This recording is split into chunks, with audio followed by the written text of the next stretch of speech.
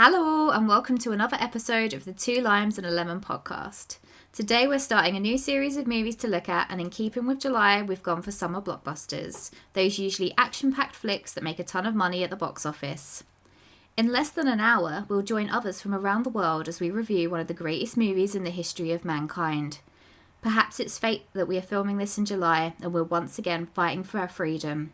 Not from tyranny or oppression, but for the right to watch Will Smith punch an alien in the face and watch a dog outrun a flaming inferno. We will not go quietly into the night. We will not vanish without giving an honest review. Today we will review Independence Day. Are we having theme music? Like, how do we... Is it just start with us talking? Yeah, Dave's gonna do us some, like, a jingle, I think. Dave. Nah. Danielle. Two Limes and a Lemon.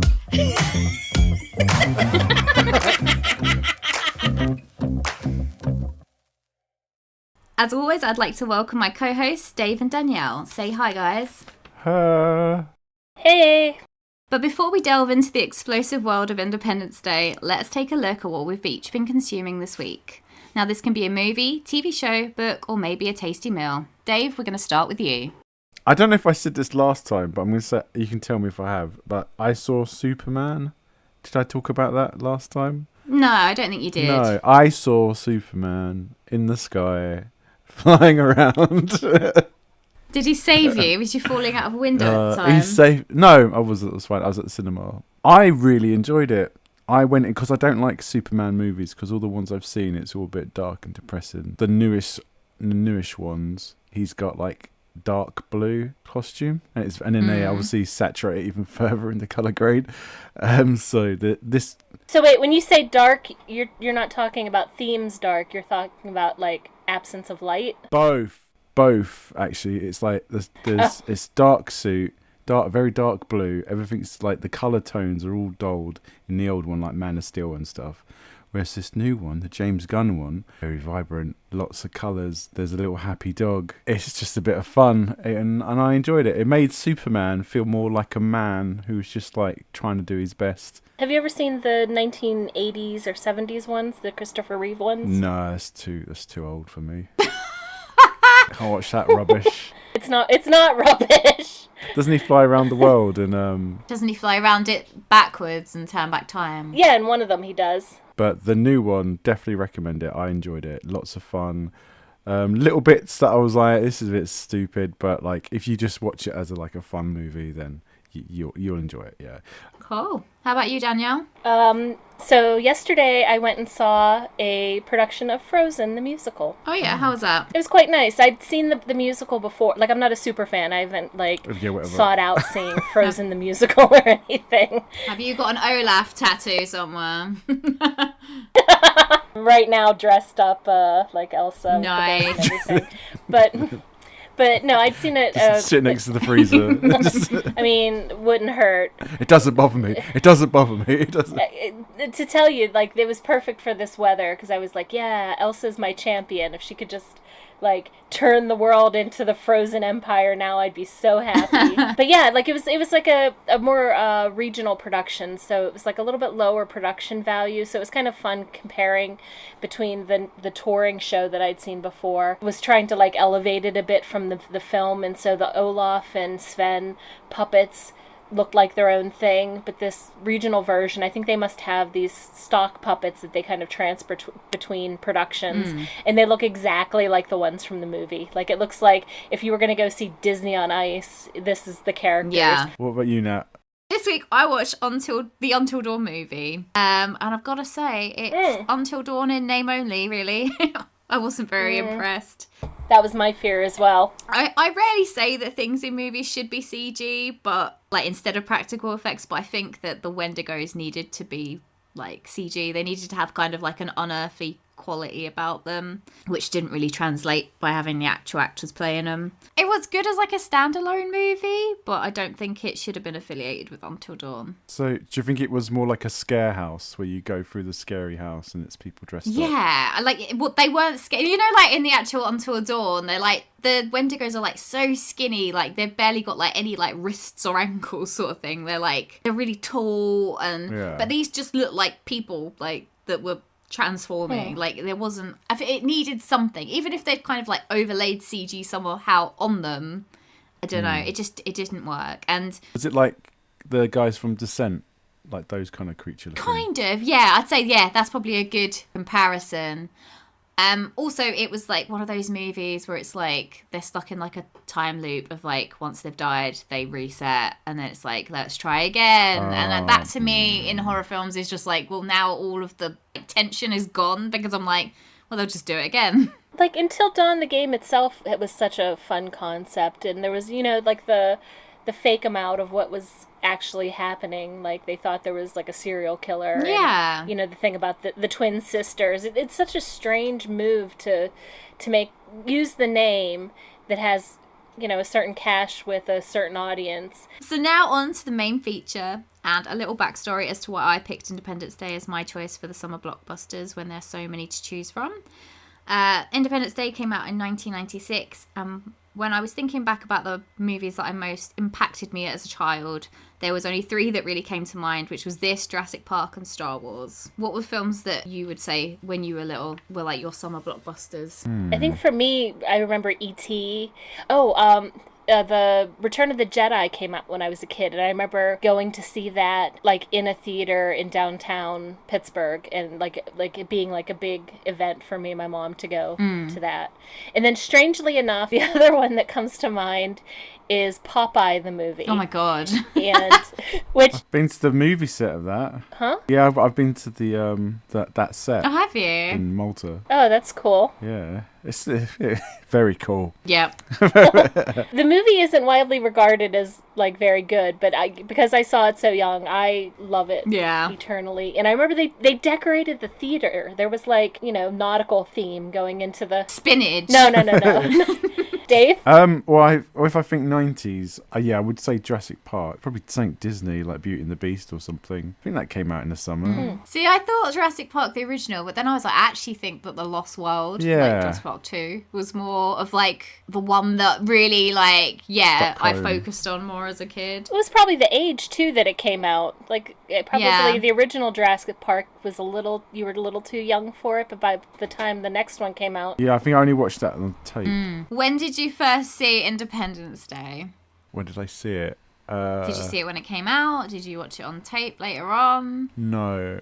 I think my parents were watching it downstairs and I went and saw it, and I remember seeing the aliens when they're on their little consoles and stuff and being like and then coming back to it maybe when I was like 15 or something. Yeah. How about you, Danielle? This movie came out whenever I was like a little bit jaded. I think I was just graduating college, and I was really into indie films, and so I know I didn't see this at the theater, and I probably saw it like once it came onto cable TV and was home, because my mother loved this kind of movie. My mom loved a big action sci-fi film, and so I probably watched it with her. Natalie? For me, ours was a VHS, and I remember the VHS. It was one of those ones with is it called like lenticular covers, where you... Oh, it was like the White House blowing up. Yeah, and you can turn it and it's like on you fire. turn it. Yeah. The beam comes down, it blows up the White House. And I remember we had that VHS and it was like amazing. I remember I watched it so many times. Dead. Dead. So first of all, I think we'll do a rundown of the plot for those who haven't seen it, maybe since 1996.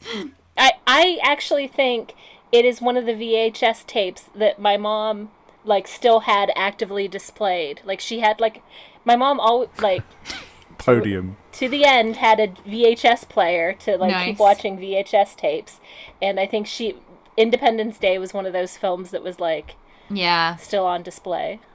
Do you remember the last VHS tape you bought before it went to DVD? No. Oh. Probably like Lord of the Rings, maybe? Yeah, I bought 2 together, and it was The Mummy Returns and Lord of the Rings. Yeah. I know. What was your first DVD? My first DVD was a Farscape DVD. I know, proper random. Mine was Big Daddy with Adam Sandler. Amazing. And I remember, this is a funny story. So we watched the whole thing, And when we obviously with VHSs, you put the tape in, and when it's done, you have to rewind it back. Obviously, DVDs, you stop it and you take it out. But we rewinded the DVD. the DVD all the way to the start. And then I remember going, "Why are we doing this? It's the DVD. You don't need to do that anymore." And he was like, "Oh, yeah, that's true." So it's like sitting there rewinding it. Okay, so Independence Day. We start off at some sort of station where they're picking up a signal from the other side of the moon. It's hard because it's actually quite a long movie. It's got like a runtime of 2.5 hours. I am going to have to be honest here. I did not find the time to slip this movie into my schedule.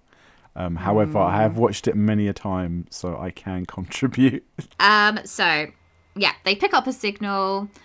Everyone goes into like crazy panic stations. We meet up with the president, who's played by Bill Pullman, and if I might say, is my favourite of any movie president out there. I think he plays it very well. Given, like, the state of not even, like, American leaders at this time, but probably a lot of the world leaders at the time, this is a very different, like, portrayal of what is presidential. Like, I kept, like, given what times we're in right now, I just kept imagining if our current president was in the same situation. We're going to win. We're going to blow him out the sky. It's going to be great. So the president currently is doubted by many of his constituents, we'll say. So really, for him, it's, I suppose, proving that he's up to the task to be president in this situation. We also meet Jeff Goldblum and his dad. We meet so many people. There are so many characters in this You film. do.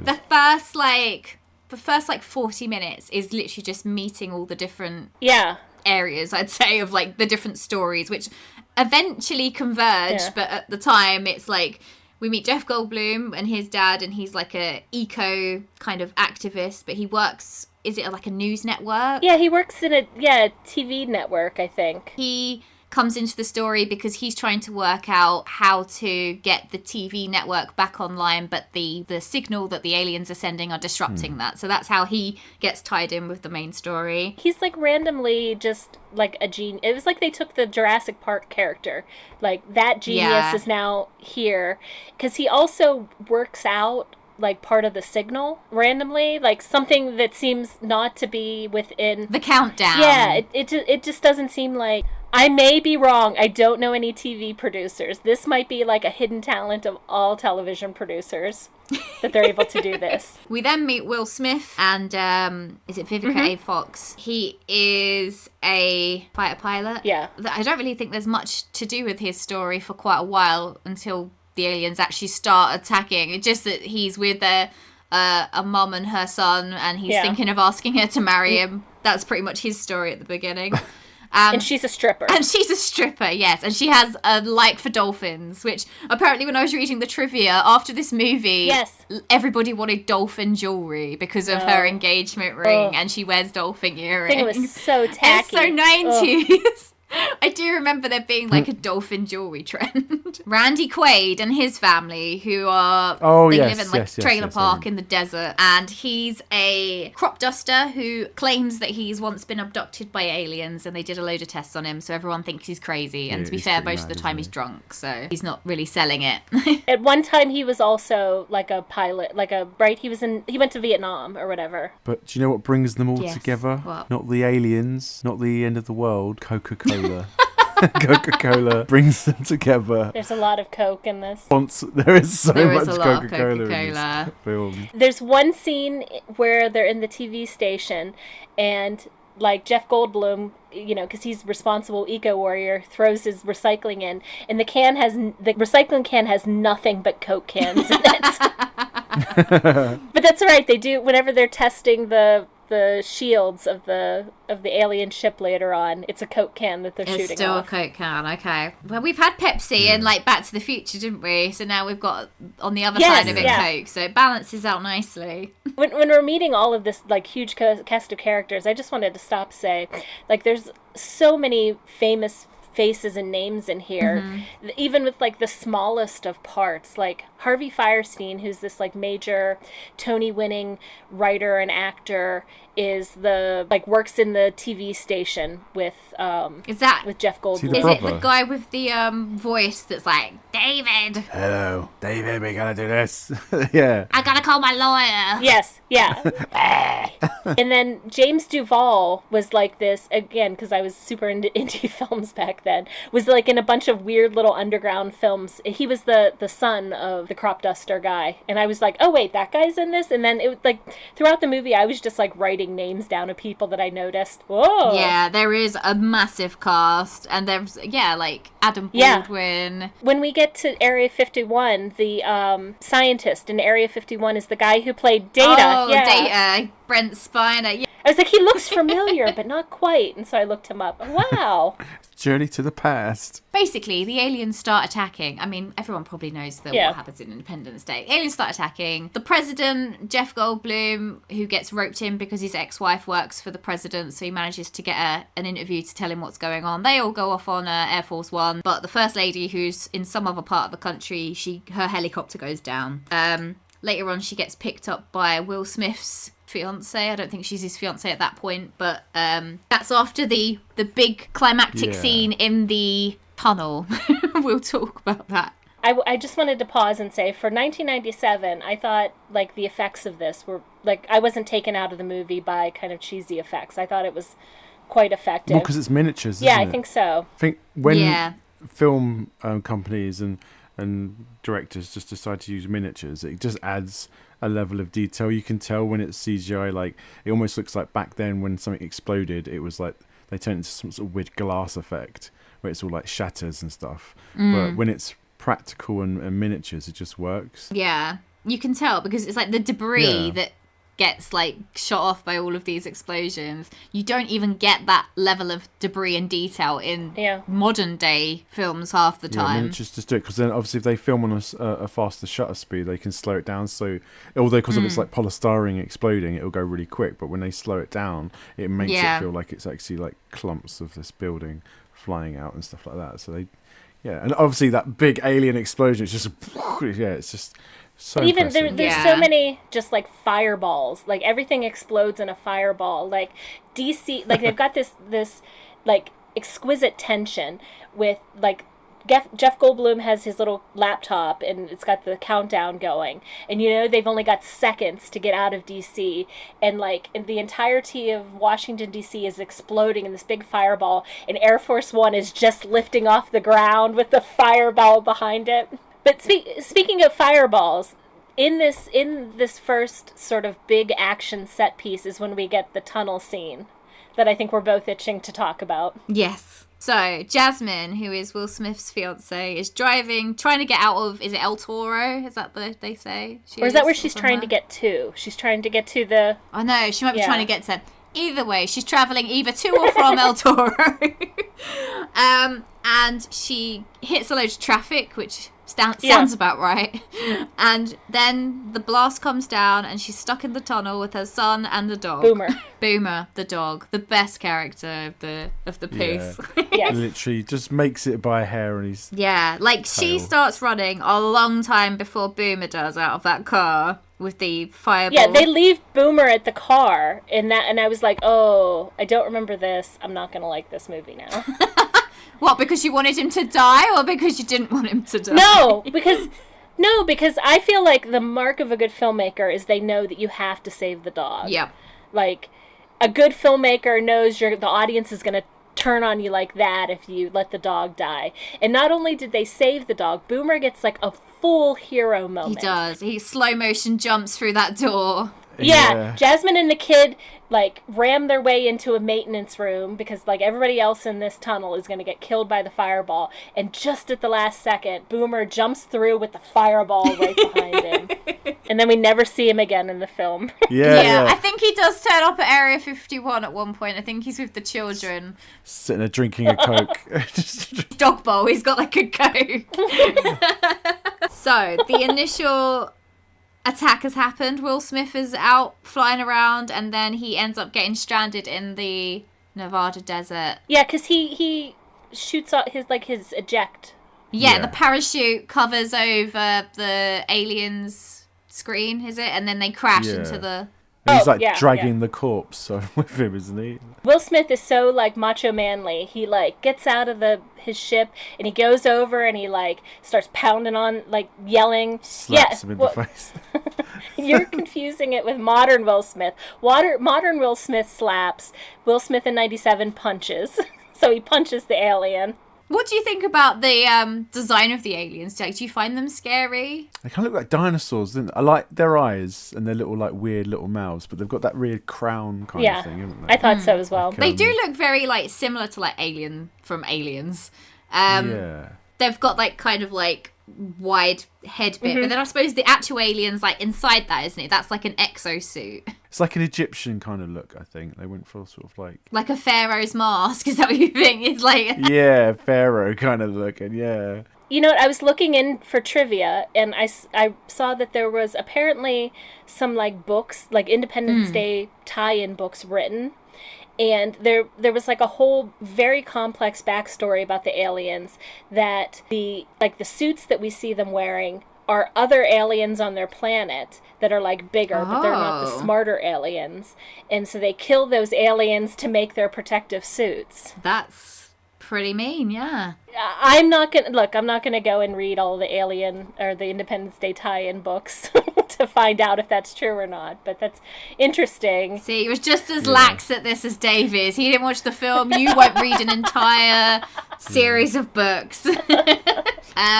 Right, so then we get to Area 51. The president finds out that actually Area 51 is real and they've known about aliens forever. Do you reckon that the presidents get told about Area 51 in real life? Definitely, Trump knows. He's sitting there like, the little grey men, they're the greatest. No, I don't think he knows. Do you think they should know in case there's an invasion? No, they should not know. No, because clearly, whoever, again, a character may be named that I don't remember the name of. There's, like, one of the cabinet members, maybe, like, Department of Defense or something like that, who knows that this is a thing. Yeah, like, president doesn't need to know. Much like your king probably doesn't know everything also. Like, the real people running the show are the ones that we don't see as much. And I'm happy with that. Like, however, from reading the trivia, the US military had agreed to train the extras in, like, how to hold guns and things like that. But when they found out that they were going to be using Area 51, or, like, mentioning Area 51, they withdrew their support for the movie. That's what the trivia on IMDb says. That's a bit odd. Maybe the US government is a bit of a troll, too, and they're just like, oh, this Area 51 thing, people really think something's happening here, so let's just let them think that and really dig into it, and then they won't look at, like, the more important things we're doing wrong. Maybe. It's like a smoke screen. Yeah. Maybe they just didn't want to bother teaching a bunch of actors how to hold guns. They were like, ugh, just tell them it's Area 51. I don't feel like doing this today. I will say the Area 51 lab was kind of crazy. It's like this underground bunker, and they're originally not supposed to be able to go in there, but then later they're there a while, and Jeff Goldblum's character is starting to, like, spiral about everything. There's, like, a full, like, their break room is just packed with liquor. Like, the Area 51 scientists are just down there drinking, dealing with this secret that they know. It's too tense. We need to just drink, guys, every morning, every day. Every night. It's because we know too much. All of the groups come together at Area 51, so it all converges with all these different kind of factions that we've learnt about. Will Smith turns up with the crop dusting family to deliver the alien. We've got, obviously, the president and his aides and Jeff Goldblum there. Jasmine turns up because she finds the first lady. Yeah, she finds the first lady, and then Will Smith just steals a plane to go back and get her. And he's like, shoot me if you want to. But what if the guy had shot him? Then there would be, like, no half of this movie. Because Will Smith wouldn't have been there to fly the ship later. True to character, Will Smith's character says, tell him I hit you. Yeah. See, he's got a theme. He's got a theme, smacking up people, doing their job. However, the scientists in Area 51 have had a alien ship since the 50s when one came down in Roswell, supposedly. But they don't seem to have actually made any headway with any of the technology from that ship or the free aliens that were inside it. We're really lucky that David has a magic laptop with the best USB portable. Like what USB-C? How does it connect to the alien spaceship to work? Yeah, lucky enough. Yeah, they've got like a HDMI port on the alien like, ship. What plug goes into a laptop and then goes into some alien spaceship? I don't understand that. Windows XP laptop. Like back then, you could run The Sims, could you, on a laptop? So you can pilot this. Oh, yeah. You can't, but you can set up control system for a very advanced flying alien spaceship. Yeah. The only reason that he comes to know that they should use a virus, however, is a throwaway comment that his dad makes, which is get off the floor when he's having a little temper tantrum because you're going to give yourself a cold. And then he works out that he's going to upload a virus. So really, David's dad is the savior of the planet. David's dad is wonderful. He was I don't want to spoil too much, but he was one of my favorite characters. Yeah, he is very funny. He does kind of keep everybody in check because everyone's going at each other's throats quite a lot through the movie, and he sort of spells it out to them, like, stop being so stupid, like, we've all got to work together, basically. So he is kind of the glue. Yeah, we forgot to mention that, like, David is tied to the White House because his wife has some role in it, but he's not really on the ins because at one point he punched the president. That's right, because he thought that Connie is his ex-wife's name. She's his communications head, and he thought they were having an affair, which they weren't. I was going to say, when I was younger, Connie was my favourite character in this movie. Oh. Yeah, even though she doesn't have a massive role, I just thought she was, like, great when I was little. I was like, she's, like, strong, she's keeping up with all the men. Later on in Area 51, she helps, like, the people come down in the elevator because they're going to get blown up. I like sort of the visual transformation of her. She goes from sort of, pencil skirt and then when she's like in Area 51 and really on the ground helping with things, she's got like her little flannel on. Yeah. In the meantime, they get the live alien that Will Smith's brought in, and then we have like a terrifying scene where they start to do like a vivisection on it while it's still alive, and then they wonder why it all ends in tears. Little bit of trivia that I read, whenever they're doing the alien operation and they're like, there's all of this goo they're pulling away to like pull away this ectoskeleton, they used KY jelly. Oh, there was a lot of it. Yeah, it was proper gloopy. So then they start planning the final attack. Yeah, pretty much. And that's where Bill Pullman drops his amazing speech. Somewhere in there, the president's wife dies. She does. Because she has gotten major from internal the bleeding tunnel thing. Internal bleeding, and she lives just long enough for them to fly her back, have a moment with the daughter, have a moment with the husband, and then she's gone. Anyhow, back to the speech. That speech, like, even watching it now, I'm like, that's such a good movie speech. Yeah. Agreed. And I read in the trivia that the crowd that he's saying it to, like the fighter pilots, they weren't meant to cheer, but because he delivered it so well, they like all cheered, and then they kept it in because they were like, actually, that's really good.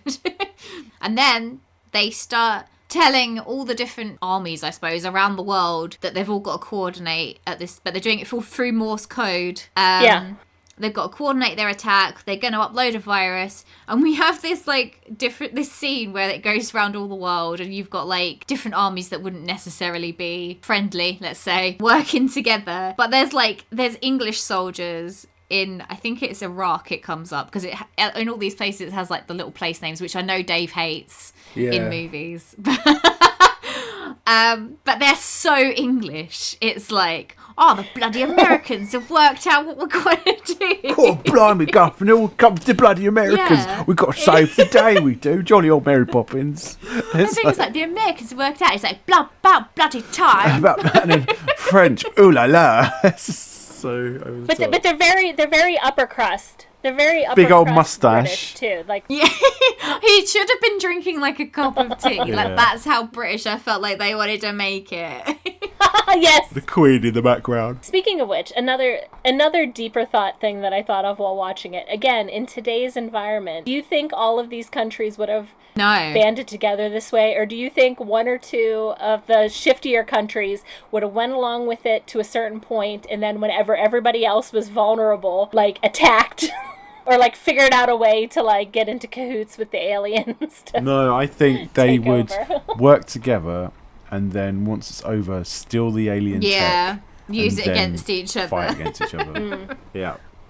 And then Will Smith and Jeff Goldblum get on their little alien vessel, Area 51, to fly up to the mothership.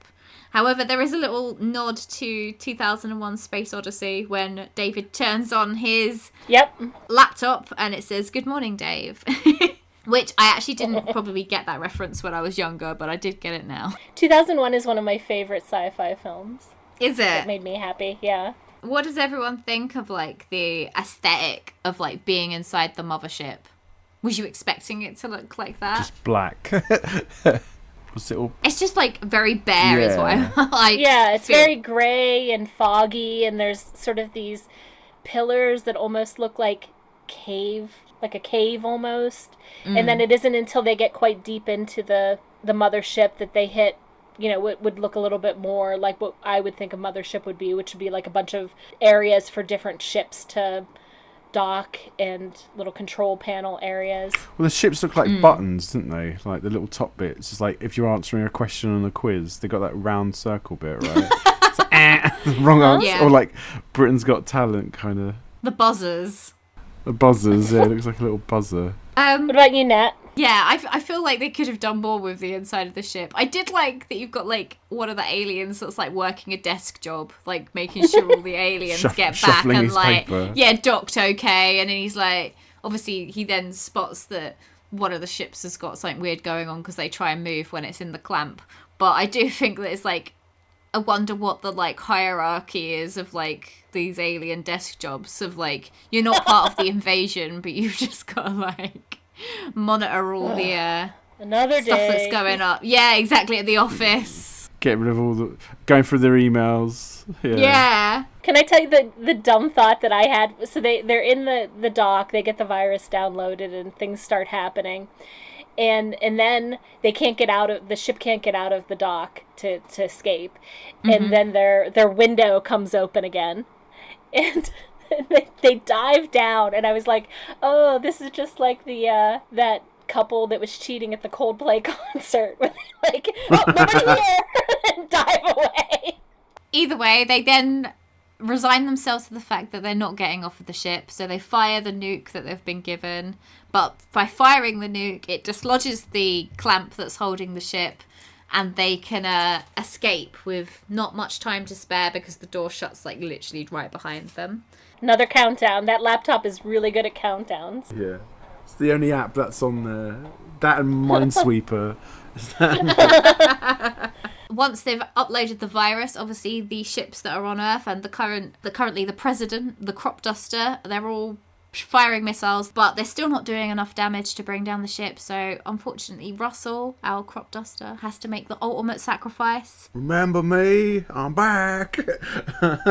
Flies his plane straight into the like laser beam, basically, isn't it? Yeah. I remember as a child watching that scene. And as soon as that happened, I looked over to my mum. I was like, "Is he dead?" Mum's like, "Yes." Yes, he is. I was like, she could have lied. She could have been like, no, he's fine. She's living dead. up there with the aliens now. That's why I said, I'm home. I'm back. Yeah, I don't get it. But I did notice that when the other ships were flying, like falling down around the world, like they didn't land on any landmarks. Like there's a shot in Egypt where it's like it landed just behind the pyramids. Like we're not going to crush the pyramids. Look, guys, this is an American film, and if there's anything I know about my country mates, we don't really care about the details of what happened in the other places. Elsewhere, yeah. We just got to tell everyone we won, and we're the ones that did it. Yeah, and we're the ones that sorted it out, so you're welcome, rest of the world. I mean, in theory, they could have really, like, bought off this franchise and done movies about similar stories in all these different countries, you know? But anyway, so Will Smith and Jeff Goldblum crash land back in the salt flats, And then they have their reuniting scene with the president and their ex-wife and wife. And then they watch as the fireworks finally go, because Will Smith's been promising his stepson fireworks since the beginning of the movie, and they watch it. Like, I don't know who's lighting fireworks while this is all happening, like who's had the time to go out and get some, but there's definitely fireworks. And then we close, and it doesn't need an epilogue, this movie. That's enough, because it's 22.5 hours long, and I'm okay with all the families meeting up. We know that they're all going to get back together. I mean, that's kind of the epilogue there, isn't it? Because if it could have been like they all explode and exactly. it just freeze frames and goes to the end, but they do a bit at the end, yeah. But no, they have everybody there as a reunion. I also, I don't know if this is too much for everybody, but I thought maybe we could do naming what our favorite action scene or like big spectacle scene it was. I thought that might be nice across. Oh, who wants to start? I can, because I've got it on hand. Nice. So my favorite action scene in this was the tunnel scene, because of the dog hero moment. That used to be my favourite, but watching this again, I'm going to go for Jasmine's stripper friend going up to the top of the skyscraper. She's going there to welcome the aliens. Because they were like, yeah, welcome to Earth. And it's like... And she's unfortunately like one of the first casualties when the laser beam hits.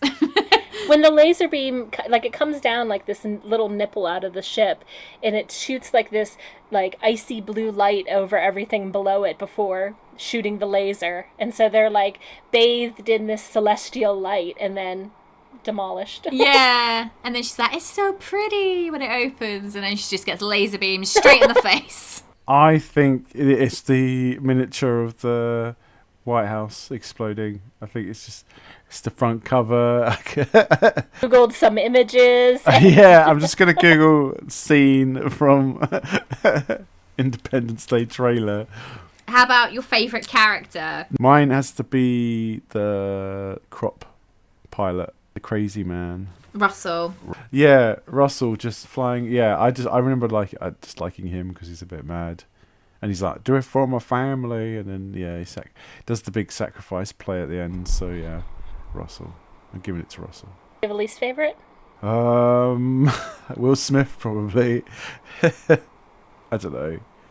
But he saves the day. But he's too sarky, I think. Cigars in their mouth and they're walking out at the end. Yeah, because they got... There were so many cigars in this film. There was a lot. It's not a great, like, health advert. Yeah, drink some Coke and have a cigar. I will say I also had a hard time coming up with the least favorite. I think as many characters are in this, like, they're all pretty interesting and well developed. And so if I can shoot first, my least favorite was Mrs. President. I thought we could have seen her and she could have died off screen and that would have been sufficient. I just didn't think she served much as far as the film went.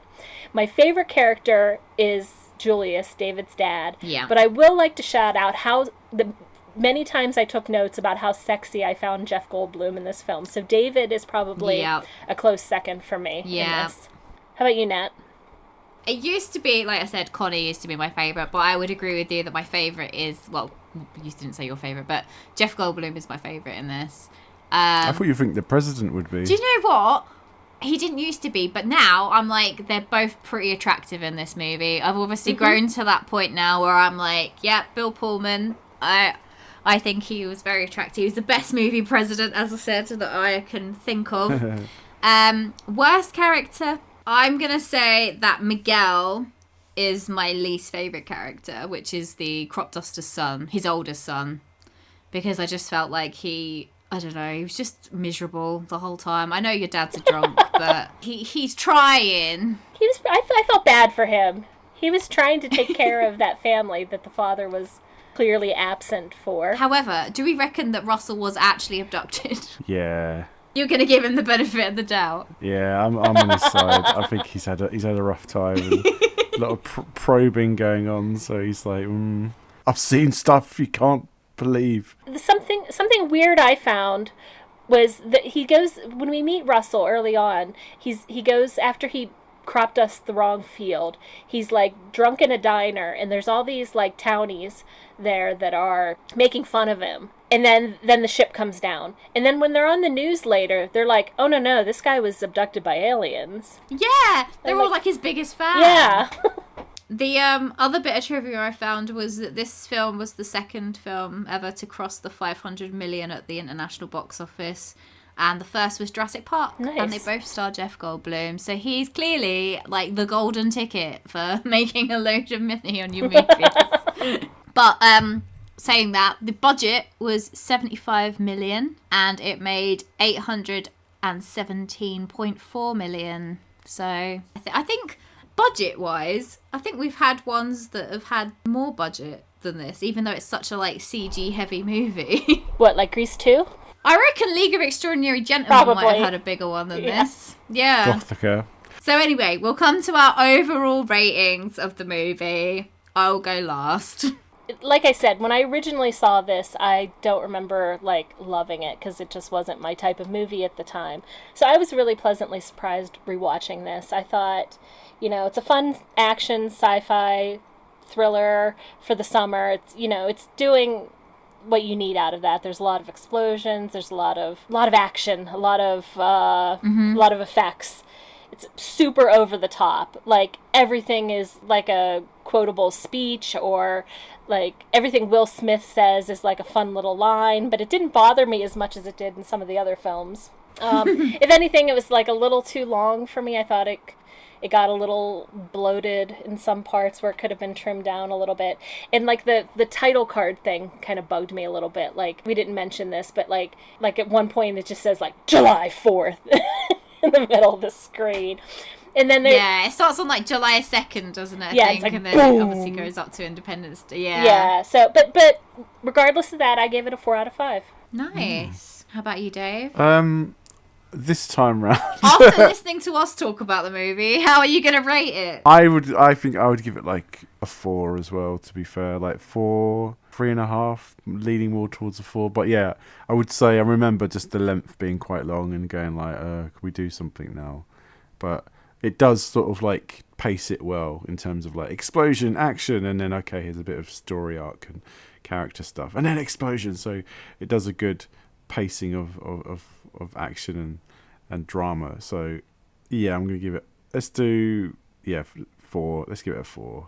I gave it my first full marks of 5 out of 5 because I know how much I loved this movie as a child, and watching it again, although I obviously hated on Miguel there for a minute, I like all the characters. I think they've done such a good job of, although there is so many characters, you do care about each of their little stories, and the way that they bring them all together is like done tactfully. It's not just like shoehorned in. I feel like they managed to pace it well, like Dave says, with a bit of heart, then the explosions. And I think that this is what an action film should be. Like, we've sort of lost that with like superhero movies, I suppose.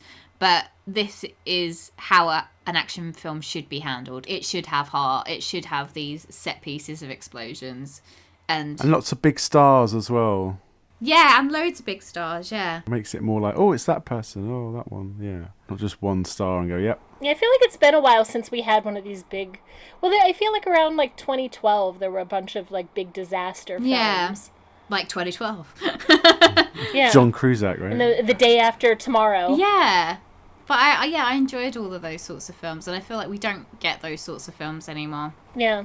And maybe we're too afraid that we're too close to those things actually happening. Maybe. It'd be like a documentary at this point. So that is Independence Day, guys. Thanks for coming along and listening with us and discussing. And we're going to see you next time for another summer blockbuster movie, this time picked by Danielle. Are we going to tease? Let's just say we'll be flying into the next podcast anytime soon, really. How would I tease it? It's another big action thriller. Full of stars again. And it's hot and sweaty. It's a little bit bad, and a lot good. Let your hair down. Join us. Let your hair down. Let your hair down. Put the bunny in the box. Yeah. And join us. Should have put the bunny in the box. Yeah, that's a good one. Right, guys. Well, we'll see you next time. See ya. Bye. Bye.